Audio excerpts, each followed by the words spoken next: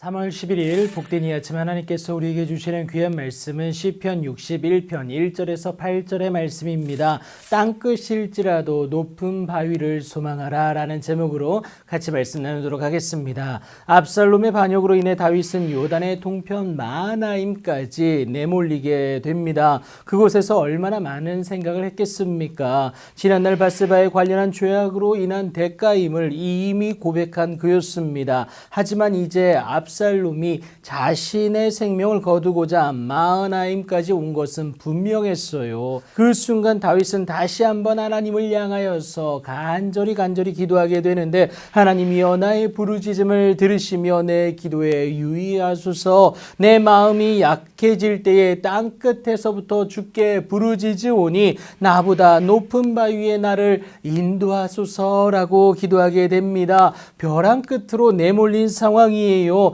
더 이상 물러날 곳이 없는 땅끝과도 같은 상황입니다. 다윗은 그 순간 인간적인 모든 힘을 빼고 오직 주께 부르짖게 되는데, 역전하실 하나님을 소망하는 것 아니겠습니까? 여러분, 재기를 준비할 수 있는 근거는 무엇보다 피난처입니다. 그곳에서 회복을 준비할 수 있기 때문인데, 그래서 다윗이 주는 나의 피난처일 뿐만이 아니라 원수를 피하는 견고한 망대가 되어주심을 고백합니다. 이 비밀을 알기에 다윗은 영원히 주의 장막에 머물며 내가 주의 날개 아래로 피할 것을 다짐하게 되는데, 주의 장막은 곧 성막을 의미하죠. 그러니까 하나님께 예배함으로 자신을 하나님께 온전히 의탁하는 것을 의미하게 됩니다. 왜 그럴까요? 하나님은 끊임없이 회복의 실마리를 당신의 자녀된 우리에게 주사 하나님의 자녀로서 이 땅 가운데서 온전한 승리를 저와 여러분에게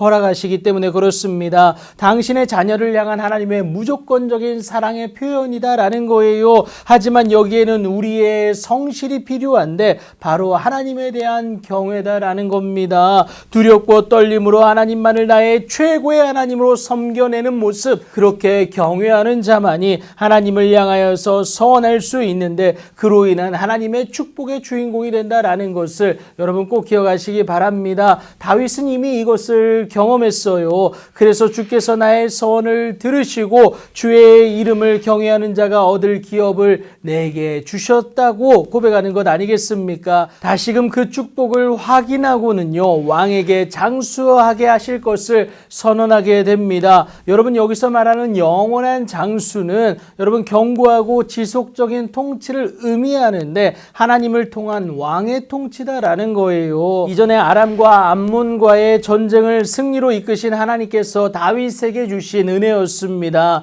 그 순간 하나님께 다윗이 서원한 것이 있었는데, 왕이 여호와를 의지하오니 지존하신 이의 인자함으로 흔들리지 아니하게 될 것을 고백하게 됩니다. 하지만 밧세바와의 그 죄악된 모습으로 인하여서 그 대가를 치르고 있는 지금 다윗은 다시금 하나님께 서원하게 되죠. 이미 완전한 돌이킴과 함께 깨달음이 그에게 있었지만 다시금 하나님께 서원하고 있는 지금 이 순간이다라는 겁니다. 땅끝에서 구하는 왕의 기도예요. 그가 영원히 하나님 앞에서 거주하리니 인자와 진리를 예비하사 그를 보호하소서. 그리하시면 내가 주의 이름을 영원히 찬양하며 매일 나의 서원을 이행하리이다.